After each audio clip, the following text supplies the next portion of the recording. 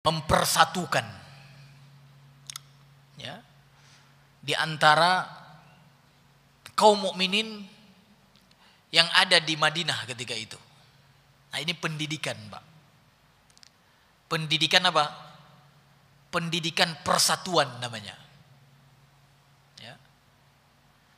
Karena kalau kita lihat hari ini, rasa-rasanya kenapa kita tidak kuat? Ya, karena memang kita tidak bersatu, benar nggak? Nah, Rasulullah Sallallahu Alaihi Wasallam mendidik kita cara bersatu bagaimana, masya Allah. Mu'akhoh namanya, mu'akhoh, persaudaraan. Ya, Rasulullah Sallallahu Alaihi Wasallam membangun ikatan persaudaraan itu, Pak, masya Allah. Ya, antara penduduk setempat dan juga orang-orang yang datang dari Makkah ketika itu, yang disebut dengan muhajirin. Ya, kalau penduduk setempat namanya apa, Pak? Lupa, Pak. Kan ada muhajirin, ada ansor. Nah, kalau ansor itu penduduk setempat. Kalau muhajirin yang datang. Ya. Cuma kalau hari ini ya tidak ada lagi ya. Semua insya Allah muhajirin, semua ansor insya Allah ya. Ya. Karena apalagi di sini nih, di tempat kita ini, ya, siapa ansornya? Kayaknya nggak ada ansornya ya. Semua muhajirin di sini ya. Ya. Tapi apa? Kita ambil spiritnya. Spirit perjuangan Rasulullah untuk menyatukan orang-orang yang beriman, kaum mukminin. Ya, subhanallah, Pak. Coba lihat bagaimana hasilnya. Ya, hasilnya apa? Kita bisa lihat ciri-ciri generasi emas yang dibangun oleh Rasulullah dalam surat Al-Maidah ayat 54 itu kan? Ya, di dalam surat Al-Maidah ayat 54 itu disebutkan oleh Allah ciri-ciri generasi unggul itu, hasil didikan Rasulullah. Di situ merupakan ciri-ciri Abu Bakar, ciri-ciri Umar, ciri-ciri ya yang hidup di fase-fase awal dakwah Nabi Muhammad sallallahu alaihi wasallam. Ya, mereka memiliki ciri-ciri yang pertama disebutkan di situ apa? Yuhibbuhum wa yuhibbunahu. Mereka senantiasa mencintai Allah taala dan Allah mencintai mereka. Subhanallah. Yang kedua disebutkan di situ apa? Azillah 'alal mu'minin. Mereka itu berkasih sayang terhadap sesama mukmin. Coba lihat, ciri yang kedua disebutkan di situ, mereka berkasih sayang, saling lemah lembut terhadap sesama mukmin. Bagaimana bisa terwujud itu, Pak? Bagaimana bisa terwujud itu? Itu diantaranya yang dilakukan oleh Rasulullah, mempersaudarakan, mu'akhoh namanya, mempersaudarakan antara penduduk setempat dan orang-orang yang datang dari Makkah, al-ansar wal muhajirin. Subhanallah, Pak. Ya. Nah, ini mungkin jadi renungan kita, Pak ya.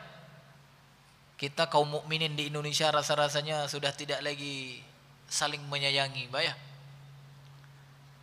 Ya, kita lebih sayang hari ini sama orang-orang yang nggak mau ya Islam itu maju gitu ya.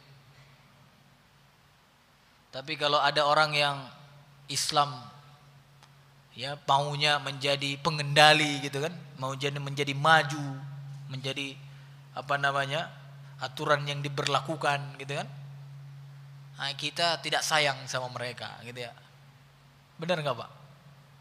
Nah, ini harus menjadi renungan, Pak, harus menjadi renungan. Jadi Rasulullah sallallahu alaihi wasallam mendidik ya masyarakat ketika itu, khususnya kaum mukminin, kaum muslimin, untuk menjadi orang-orang yang memiliki rasa persaudaraan yang tinggi. Subhanallah, Pak. Kalau kita lihat kisah-kisahnya kan, ya misalnya Allah puji langsung ya orang-orang Ansor misalnya kan, ya di dalam surat apa itu, Al-Hasyr, ya juz 20, juz berapa itu ya, Al-Hasyr, ada yang hafal? 29 ya, 29 apa 28? 28, Pak ya. Ya.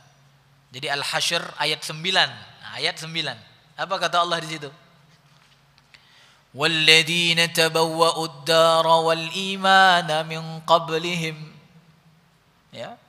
Yuhibbuna man hajara ilaihim Kata Allah Ta'ala apa? Orang-orang yang sudah menempati ya tanah itu sebelumnya. Berarti siapa yang menempati Madinah sebelumnya? Ya orang-orang Ansor kan? Kata Allah Ta'ala, yuhibbuna man hajara ilaihim. Mereka mencintai, Pak, mencintai. Mencintai siapa? Orang-orang yang hijrah ke mereka. Untuk menyelamatkan iman, mereka hijrah kepada mereka kan? Yuhibbuna man hajara ilaihim, Pak.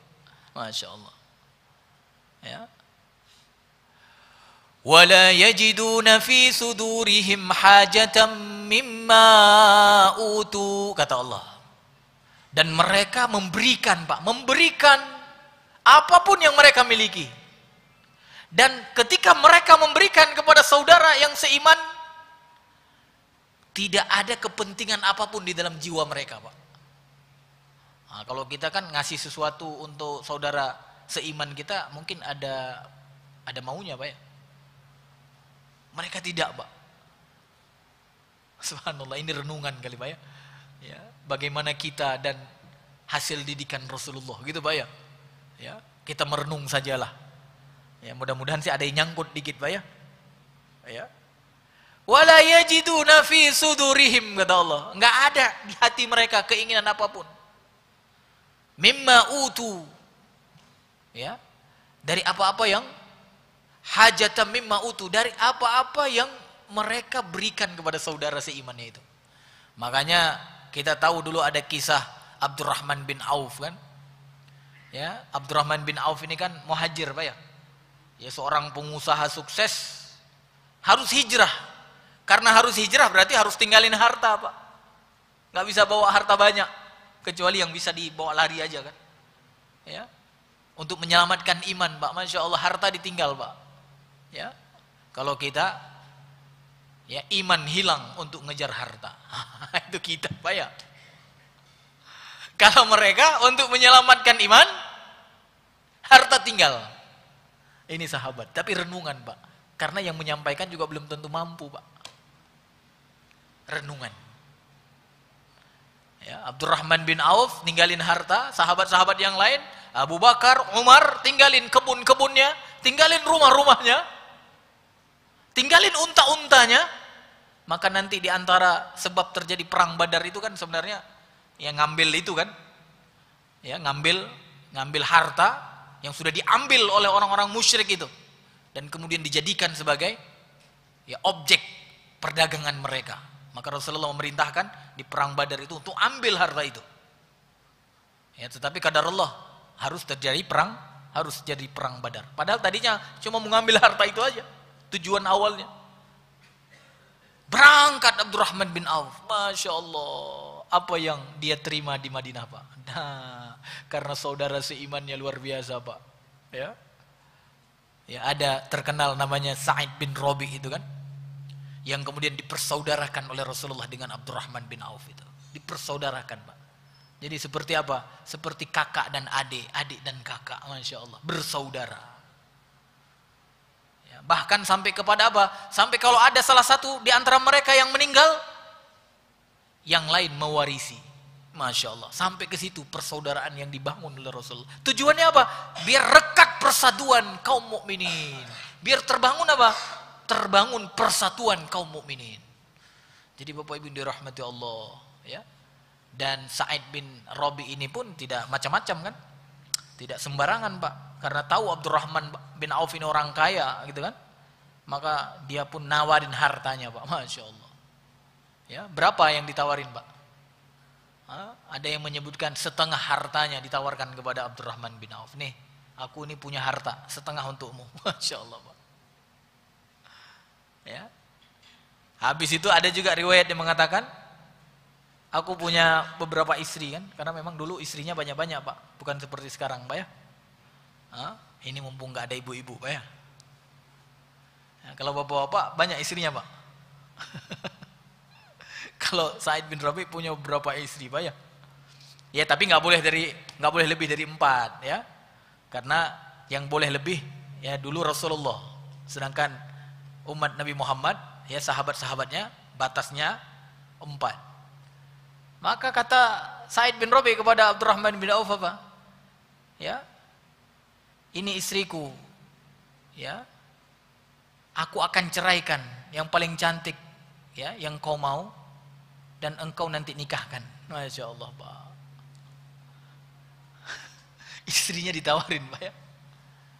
Aku ceraikan, nanti kau nikahkan. Ya. Harta ditawarkan. Ini persaudaraan yang muncul gara-gara iman, Pak. Masya Allah. Ya. Tapi hari ini rasa-rasanya sudah tidak ada itu, ya, Pak, ya.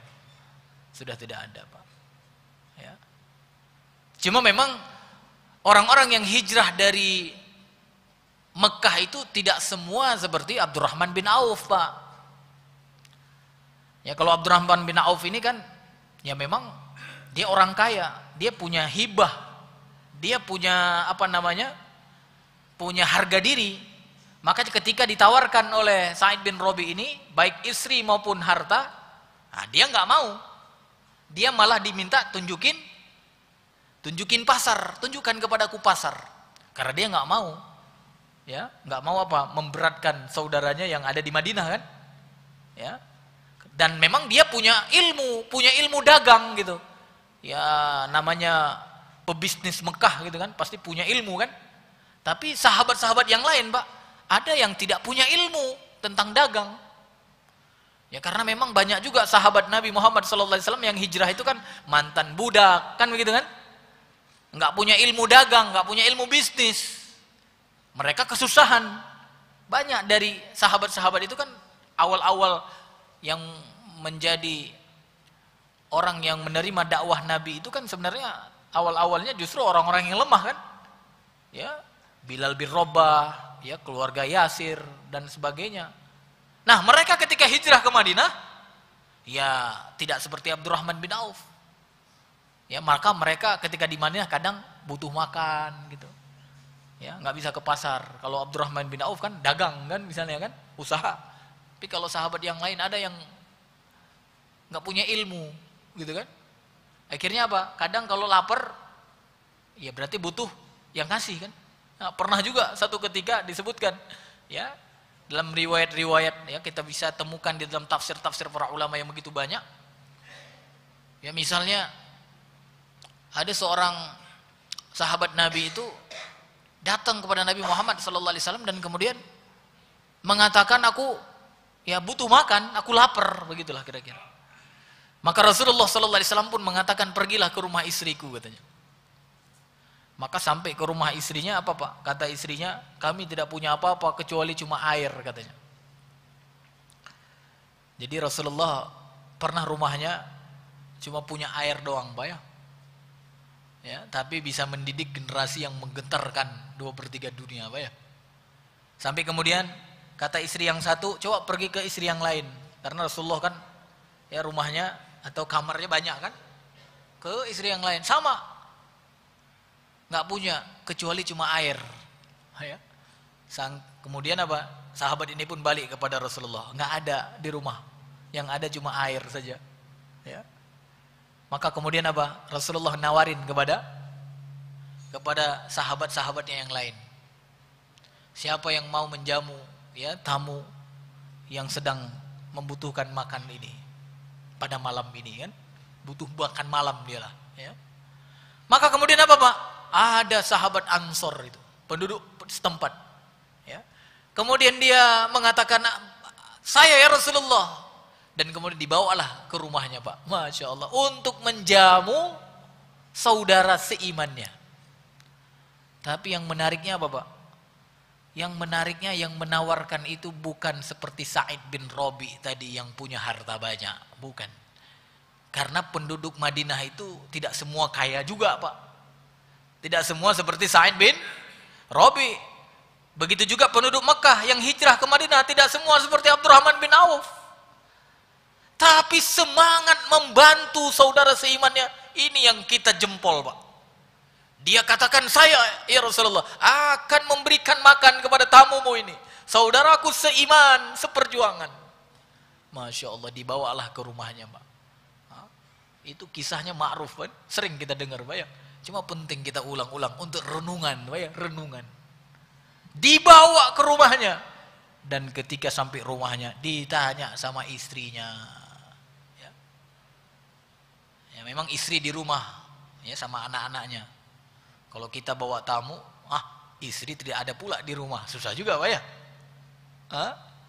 Kalau istri sekarang susah Pak ya.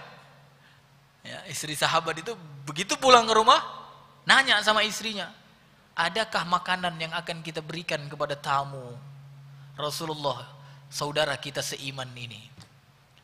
Apa kata istrinya Pak? Kata istrinya, kita hanya punya makan untuk kita dan untuk anak-anak kita. Ya. Bahkan di riwayat yang lain disebutkan, kita cuma punya makan yang makanan ini untuk anak-anak kita saja. Jadi begitu Pak dulu. Ya, kondisi sebagian kaum mukminin itu begitu. Kalau rumah Rasulullah tadi cuma ada air saja. Kalau sebagian rumah Ansor tadi ada apa? Makanan untuk anak-anaknya.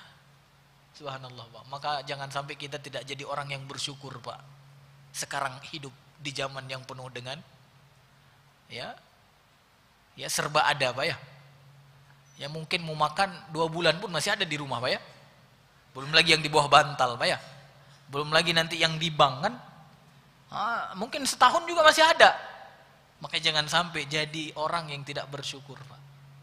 Sahabat Nabi yang bisa menggentarkan 2/3 dunia itu, rumah Rasulullah pernah cuma ada air saja. Dan kemudian rumah sahabat Ansor hanya makanan untuk anaknya saja di malam itu. Tapi yang subhanallah menariknya apa Pak? Kan kata Allah tadi di dalam surat Al-Hasyr ayat 9 tadi kan, mereka itu mendahulukan saudaranya. Wa yu'thiruna ala anfusihim walau kana bihim khasasah, kata Allah. Mereka itu mendahulukan saudara seimannya walaupun dia sedang kesusahan Pak. Ini hasil didikan Rasulullah itu begitu. Mereka mendahulukan saudara seimannya walaupun mereka sedang kesusahan. Ini renungan Pak, renungan. Ya, berat ya, untuk jadi begitu berat. Ya, tapi minimal apa? Kita merenung, mengingat apa yang menjadi hasil didikan Rasulullah. Tapi mudah-mudahan juga kita bisa menirunya pelan-pelan Pak. Jadi ketika kemudian istrinya mengatakan kita cuma punya makanan untuk anak-anak kita di malam ini, maka kata suaminya kepada istrinya apa? Tidurkan anak-anak kita, tidurkan, hidupkan lampu, siapkan makanan itu untuk tamu kita. Masya Allah Pak. Benar kan kata Allah kan? Mereka mendahulukan saudaranya walaupun mereka sedang kesusahan. Kata mereka kepada istrinya, ya sahabat Ansor tadi katakan kepada istrinya, tidurkan anak-anak kita, hidupkan lampu, berikan makanan itu kepada tamu kita sesama mukmin ini. Masya Allah Pak. Dan kemudian apa yang terjadi sampai disebutkan dalam sebuah riwayat, dia pura-pura makan sehingga apa? Tamunya merasa nyaman makan di rumah dia. Padahal nggak ada makanan kan tadi kan? Karena udah dikasih ke tamu. Tapi dia sama istrinya, kalau anaknya udah tidur, dia sama istrinya pura-pura makan Pak, pura-pura makan. Sehingga apa? Tamunya menjadi lahap makannya, tenang. Karena kalau sampai nanti tamunya ya mikir, oh makanannya cuma untuk aku saja, dia tidak makan, kan nggak enak kan? Subhanallah. Sampai ketika besok paginya berangkat dia, ya mungkin sholat subuh bertemu Rasulullah Muhammad SAW dan para sahabat yang lain, maka di saat itu Rasulullah SAW mengabarkan kepada sahabat tersebut bahwa Allah Ta'ala takjub dengan apa yang engkau lakukan. Ya, bahkan dalam sebuah riwayat disebutkan bahwa Allah Ta'ala ketawa dengan apa yang engkau lakukan. Bagaimana tidak takjub, bagaimana tidak ketawa Pak? Dia mendahulukan saudaranya padahal dia saat itu sedang membutuhkan Pak. Ya, nggak sanggup Pak ya. Nggak sanggup Pak ya, kita seperti itu Pak ya. Nah ini contoh hasil didikan Rasulullah Pak. Bagaimana tidak terbangun persaudaraan itu Pak? Bagaimana tidak terbangun? Makanya kata Allah tadi, azillah alal mu'minin. Generasi terbaik itu adalah yang mereka itu saling lemah lembut, saling kasih sayang terhadap sesama mukmin. Bagaimana tidak kasih sayang? Begitu didikannya, subhanallah. Mereka sampai mendahulukan saudaranya seiman, ya walaupun dia sedang susah, Pak. Ini renungan, Pak, renungan. Kalau kita lihat hari ini kondisi kaum mukminin, Pak, ya, bagaimana ngelawan musuh, ya. Ya, kita sesama kita saja saling sikut, Pak, ya. Ya, saling sikut, Pak. Ya. Ya, dari elit sampai yang bawah, ya. Kalau elit sikut kanan, sikut kiri untuk dapat kursi kan gitu ya. Nah, kalau orang awam sikut apa, Pak? Kalau orang yang masyarakat, ya kita sebagai masyarakat, sikut juga kadang-kadang ya. Ya subhanallah, Pak. Ini hasil didikan Rasulullah. Maka mudah-mudahan menjadi renungan, Pak. Lihat, apalagi yang kita sudah di masjid gitu kan, yang sudah kajian bersama gitu ya, yang sudah sholat bersama. Sebelah kanan itu adalah saudaraku, Pak. Masya Allah. Ya,